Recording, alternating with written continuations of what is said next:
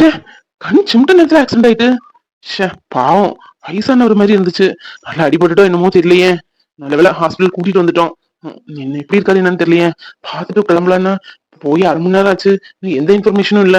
சிஸ்டர்ஸும் யாரும் வெளியே காணலையே. கடவுளே, உயிருக்கு எந்த பாதிப்பும் வந்துடக்கூடாது. அவர் சரியாயிரணும். அவர் சரியான ஒரு செய்தியை கேட்டுட்டு நான் கிளம்பவே செய்யணும். பாவம். ஐயோ, திக்கு திக்குன்னு இருக்க. யாரும் இன்னும் காணல.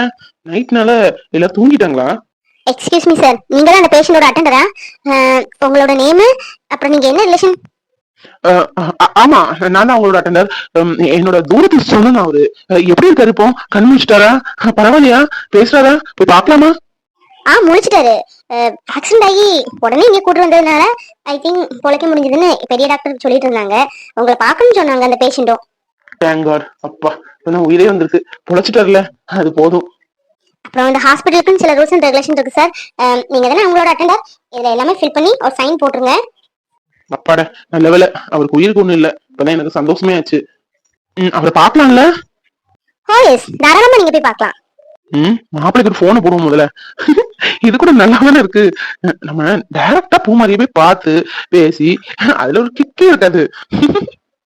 ஏன் நமக்கு ஆக்சிடென்ட் ஆன மாதிரி செட் பண்ணக்கூடாது? மாப்பிள்ளையோட ஐடியா கேட்டுருவோம். மாப்பிள்ள, என்ன பண்ணிட்டு இருக்க? உன்னோட ஒரு முக்கியமான விஷயம் பேசணும்டா. நீ தான் இதுக்கெல்லாம் சரியான ஆளு. உன்ட கேட்டா ஐடியா கரெக்டா கொடுப்ப. ரொம்ப புகழாத. என்ன விஷயம்? ஆமா, நீ பூமாரி பார்க்க போறல போனே. பாத்துட்டியா? இதோ வந்துட்டே இருக்கீங்க கார்ல. இல்லடா, பூமாரியை கூப்பிட போதான் கார்ல கிளம்பிட்டு இருந்தேனா, கிட்டத்தட்ட கொஞ்சம் பாதி தூரம் கிளம்பி வந்துட்டேன்னு வையன். பார்த்தா ஒரு ஆக்சிடென்டா. கண்ணு முன்னாடி ஒரு ஆக்சிடென்ட். யாருக்கு என்னன்னா நமக்கு என்னன்னு போறதுக்கு மனசு கேட்கல. அதான் அவரை ஹாஸ்பிட்டல்ல கொண்டு இப்பதான் சேர்த்தேன். இப்ப பரவாயில்ல, நல்ல நார்மலா தான் இருக்காரு. எனக்கு இப்ப ஒரு ஐடியா தோணுச்சு மாப்பிள்ள. உன்ட சொன்னாதானே அந்த ஐடியா எக்ஸிக்யூட் ஆகும். மாப்பிள்ள, எனக்கு ஏன் ஆக்சிடென்ட் ஆகக்கூடாது? அடிபட்டது உனக்கா இல்ல வேற ஆளுக்கா? நீ நல்லா தானே இருக்க. உனக்கு மண்டையில எதுவும் அடி எதுவும் படலையே? அது இல்லடா மாப்பிள்ள, அடிபடனா உண்மையா அடிபடுறது இல்ல, சும்மா செட்டிங். இந்த சிங்காரவேலன் படத்துல எல்லாம் கமலஹாசன் அடிபட்ட மாதிரி ஆக்ட் பண்ணுவாரு.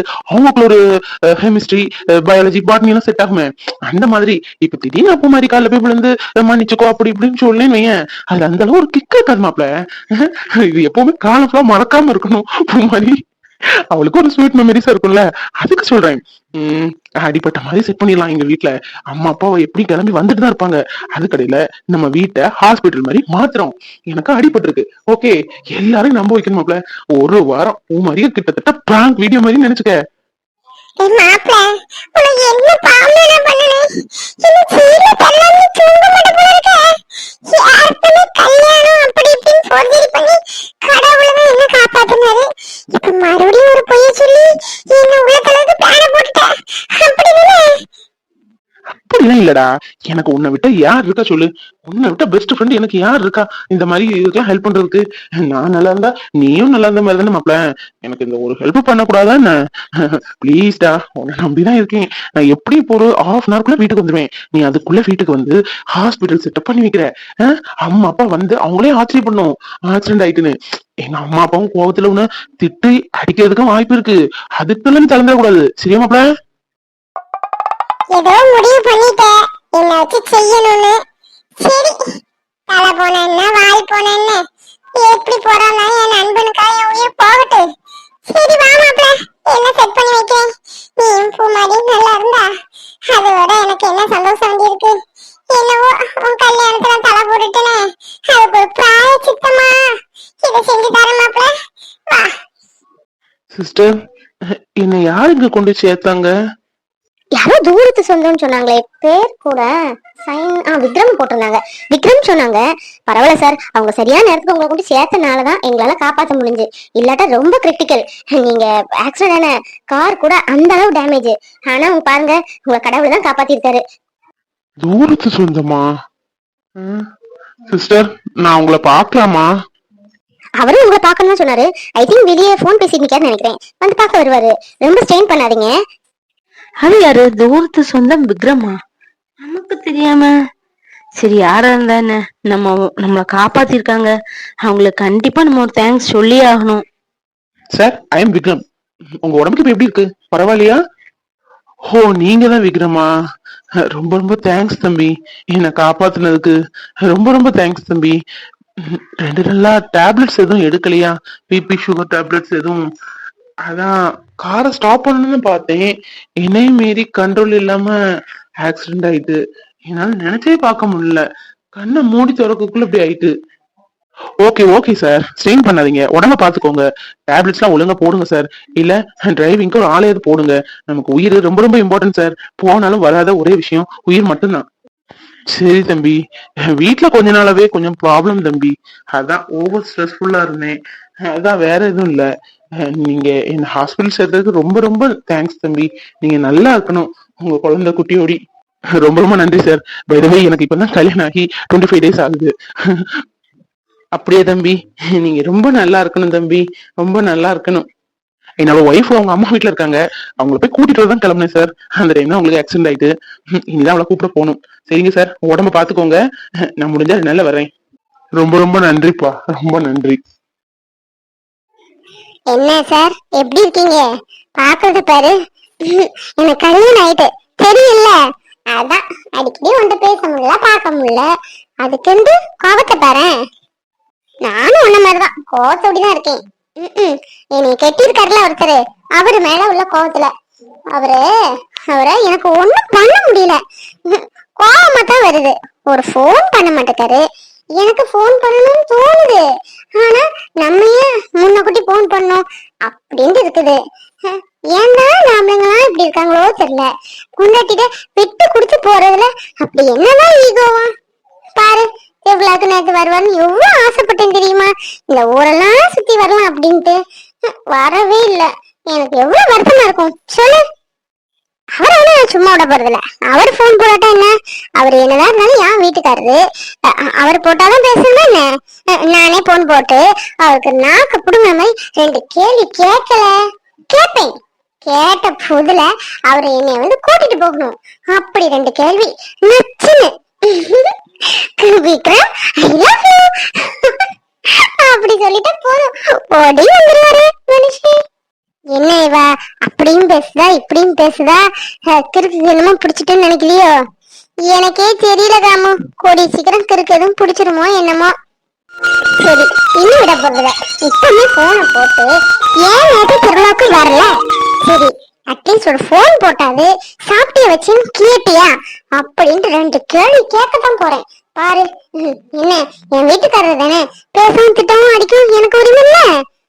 பாரு இப்ப போன் போட்டு எப்படி பேசுறேன்னு. ஐயோ, மாமா கால் பண்ணிருக்காரு. ஹலோ, மாமா எப்ப போனீங்க வீட்டுக்கு? ஒண்ணு போயிட்டீங்களா? ஆமாமா, ராத்திரி 11 மணிக்குள்ளதான் வந்தோம். என்ன சொல்ல, எனக்கு ஒன்னும் தெரியல. ஏன் மாமா என்னாச்சு? உடம்புது முடியலையா? இன்னைக்கு ஒரு நாள் ரெஸ்ட் போட வேண்டியதானே மாமா? இதுதான் வந்திருக்கீல்ல, அது உடம்புது முடியலையே என்னமோ. இல்ல சாயந்தரமாவது போக வேண்டியதானே மாமா? அத்தை எந்திரிச்சிட்டாங்களா? என்ன சொல்லமா, நேரமா என்னன்னு எனக்கே தெரியல.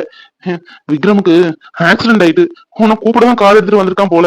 பாதி வெளியில ஏதோ ஆக்சிடென்ட் ஆயிட்டுன்னு அவன் ஃப்ரெண்டு ரமேஷ் தான் ஹாஸ்பிட்டலும் சேர்த்து இது பண்ணி ரைட்டோடி நைட்டா வீட்டுக்கு கூட்டிட்டு வந்திருக்கான். உடம்பெல்லாம் ரொம்ப அடிபட்டு இருக்குமா, என்னால தாங்கவே முடியல. அவனை பார்க்கவே எனக்கு முடியல. சே, இப்படி நினைஞ்சதா எதையாவது சொல்லி உனக்கு கூட்டிட்டாவது வந்துப்போம். என்ன சொல்றீங்க? விக்ரமுக்கு என்னாச்சு மாமா? விக்ரமுக்கு என்னாச்சு? ஆக்சிடென்ட்டா?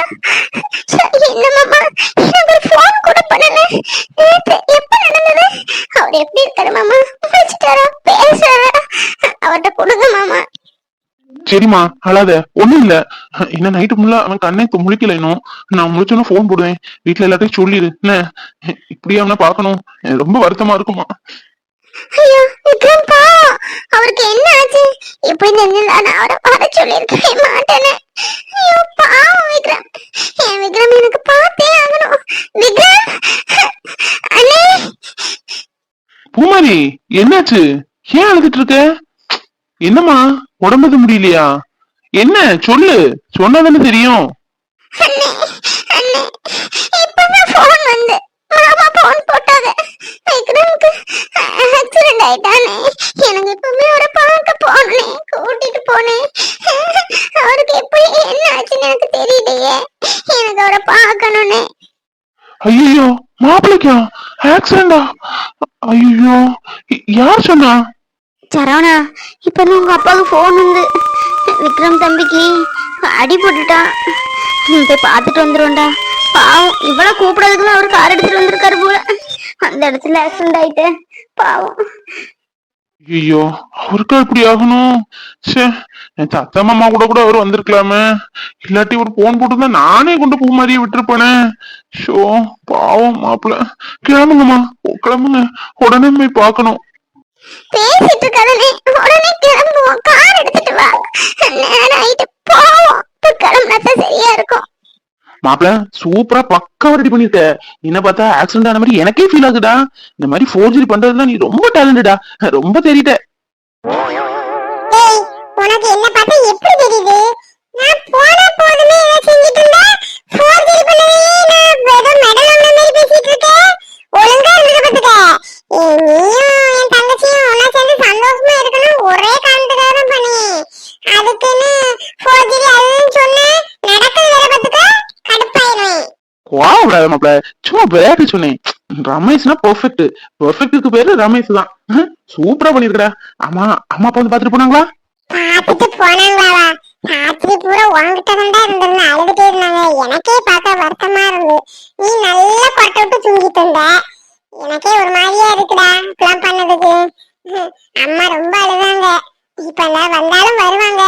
நீ தூணு மாதிரி ஆக்ட் பண்ணு. முடிச்சிருந்தா பல்ல காமிச்சு என்ன போட்டு விட்டுருவ. ஆமா மாப்பிள்ள, அதுவும் சரிதான். தூங்கலன்னு வையா, கண்டிப்பா சிரிச்சு காமிச்சு கொடுத்துருவேன்.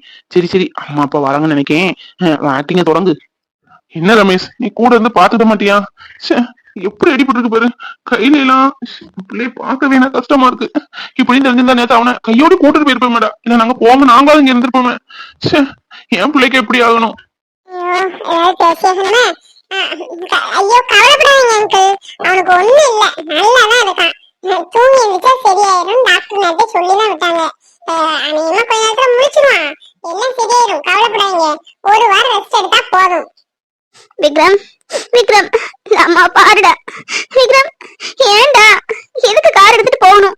நீதான் வரலன்னு சொல்லிட்டல, வீட்டுல பேசாம இருக்க வேண்டியதுதானே? என்னால தாங்கவே முடியல என் பிள்ளை எப்படி பாக்குறதுக்கு. எங்க நம்ம ஃபேமிலி டாக்டரை வர சொல்லுங்க.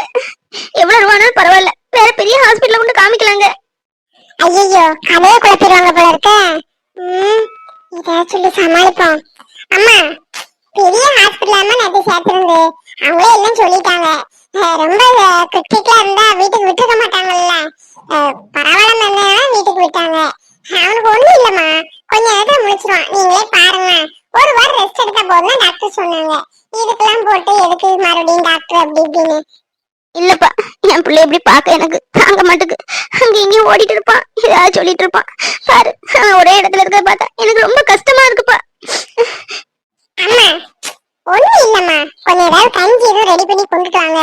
உங்க கையால கொடுங்க, அவன் கண்டிப்பா முழிப்பான். நீங்க என்ன பாருங்களேன். அப்புறம் பூமாரி வர சொல்லிட்டீங்களாம்மா?